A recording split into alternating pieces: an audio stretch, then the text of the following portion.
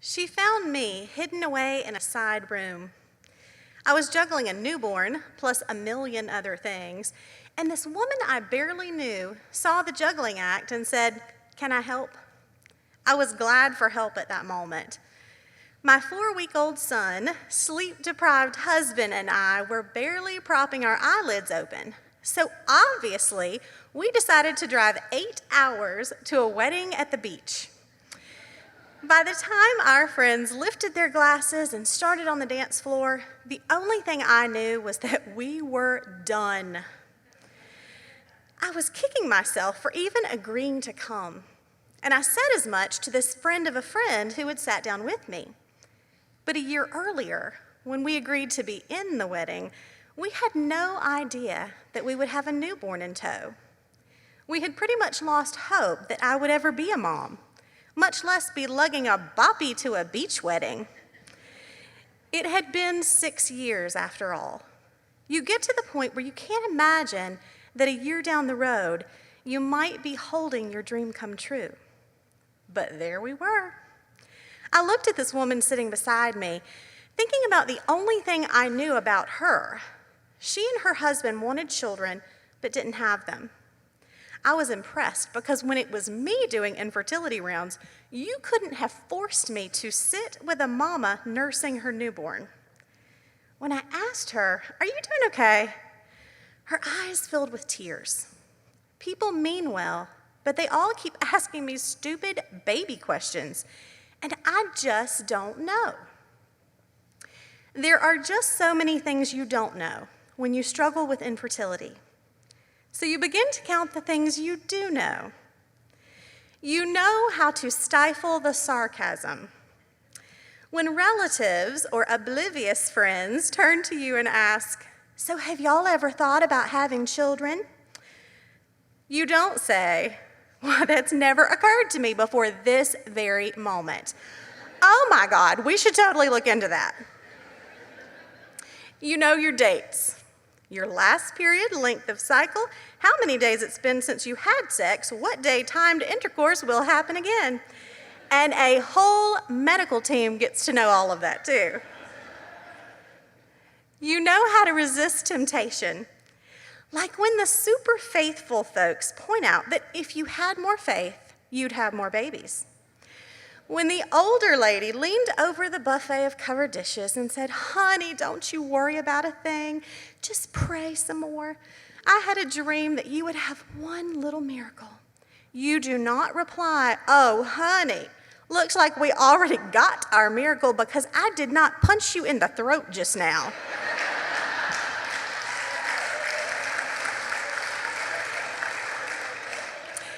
You know your numbers, your FSH, your estradiol, how much to dial up the daily injections, and how many stripes your uterine lining has today. It doesn't matter if your uterus is more of a solids and polka dot kind of gal. If she ignores the stripe trend, there's a number for that too.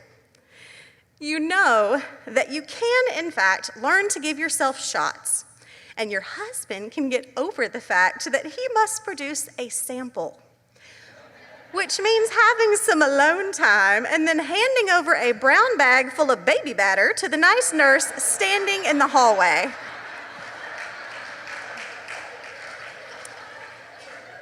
You know that insurance coverage is a hilarious joke.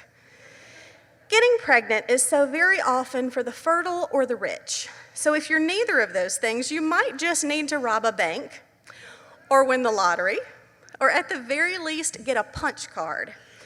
You wonder what it would be like if they said, 4 visits in a week, the 5th one's free, with a prize basket like lollipops at the doctor's office, except with nail polish and mini bottles.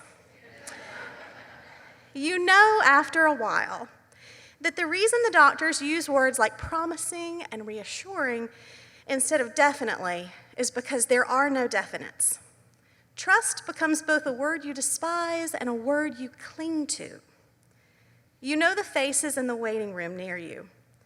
You can read their body language to tell when it's a couple headed in to confirm the best news and when it's a woman about to explode with questions and doubts. You know these might be steps on a path you didn't know you were on. You know there are many ways to be a mother, to nurture and invest your life in a child. But you hold on to hope that something will just work, and you can experience this way to carry life. My friend sitting beside me in that beach house was hoping. For a long while, we just ignored the wedding reception, and we talked. This woman who had just given birth, and the woman who desperately wanted to be pregnant. I listened mostly because she just wanted to be heard. I finally looked at her and said, "You got this. You can do it. You can jump headfirst into all the bizarre and ridiculous things you have to do to your body. It is totally and completely worth it." And she said, "I don't know that at all, but you can know it for me." Sometimes that's all we've got.